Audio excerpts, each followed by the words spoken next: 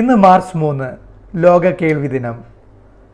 വർഷത്തിലെ മൂന്നാമത്തെ മാസമായ മാർച്ചിലെ 3-ാം തീയതിയാണ് ലോക കേൾവി ദിനം ആചരിക്കുന്നത്. ഈ 3 എന്ന സംഖ്യയ്ക്ക് വേറൊരു പ്രത്യേകതയും കൂടെ ഉണ്ട്. പെട്ടെന്നുണ്ടാകുന്ന ഞരമ്പിൻ്റെ കേൾവിക്കുറവ്, അതിൻ്റെ രോഗനിർണയത്തിന് നമ്മൾ നോക്കുന്നത് 3 ഫ്രീക്വൻസികൾ ഉള്ള 30 ഡെസിബലിന് മുകളിലുള്ള കേൾവിക്കുറവുണ്ടോ എന്ന് അസസ് ചെയ്തുകൊണ്ടാണ്. അത് ഞരമ്പിൻ്റെ കേൾവിക്കുറവ് ആണെങ്കിൽ ആണ് നമ്മൾ അതിനു വേണ്ടിയുള്ള ചികിത്സ ആരംഭിക്കുന്നത്. ഇത് ഒരു മെഡിക്കൽ എമർജൻസിയാണ്.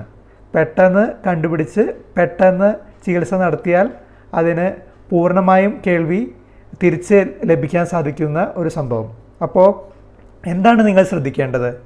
ചിലപ്പോൾ പെട്ടെന്ന് രാവിലെ എഴുന്നേൽക്കുമ്പോൾ ഒരു ചെവി അടഞ്ഞിരിക്കുന്നതായിട്ട് തോന്നാം, അല്ലെങ്കിൽ കേൾവി കുറവായിട്ട് തന്നെ തോന്നാം. ഒന്നും കേൾക്കുന്നില്ല, ഒരു സൈഡിൽ കൂടെ ഒന്നും കേൾക്കുന്നില്ല എന്ന് തുടങ്ങാം.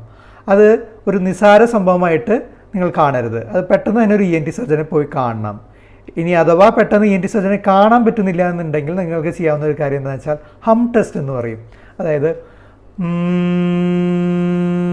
എന്ന് മൂളി നോക്കുക. അങ്ങനെ മൂളുമ്പോൾ ഏത് ചെവിയിലാണ് മുഴങ്ങി കേൾക്കുന്നത് എന്ന് നോക്കുക. ഇപ്പോൾ മുഴങ്ങി കേൾക്കുന്നത് അടഞ്ഞിരിക്കുന്ന അതേ ചെവിയിലാണെങ്കിൽ അത് ഒരു എമർജൻസി അല്ല, അതൊരു കണ്ടക്റ്റീവ് ഹിയറിംഗ് ലോസ് ആണ് അത് സൂചിപ്പിക്കുന്നത്. എന്നാൽ അത് അപ്പുറത്തെ ചെവിയിലാണ് മുഴങ്ങി കേൾക്കുന്നതെങ്കിൽ അതിനർത്ഥം ഇവിടെ ഞരമ്പിൻ്റെ കേൾവി കുറവാണ് വന്നിരിക്കുന്നത് എന്നുള്ളത്. അത് എന്തായാലും പെട്ടെന്ന് ENT സർജനെ കണ്ട് ട്രീറ്റ്മെൻറ്റ് സ്റ്റാർട്ട് ചെയ്യണം. അതിനായി സ്റ്റിറോയിഡാണ് സാധാരണയായിട്ട് കൊടുക്കാറ്. സ്റ്റിറോയിഡ് എന്ന് കേൾക്കുമ്പോൾ നിങ്ങൾ പേടിക്കേണ്ട. എമർജൻസിക്ക് എപ്പോഴും സ്റ്റിറോയിഡ് കൊടുക്കേണ്ടി വരാറുണ്ട് പല അസുഖങ്ങൾക്കും. അത് ഒരു ദീർഘകാല യൂസേജ് വരുമ്പോഴാണ് പല വിധത്തിലുള്ള ആരോഗ്യ പ്രശ്നങ്ങൾ ഉണ്ടാക്കുന്നത്. എന്നാൽ പോലും പലപ്പോഴും പ്രഷറും ഷുഗറും ഒക്കെ ഉള്ള ആൾക്കാർക്ക് ഒന്ന് ശ്രദ്ധിച്ചേ കൊടുക്കാൻ പറ്റുള്ളൂ.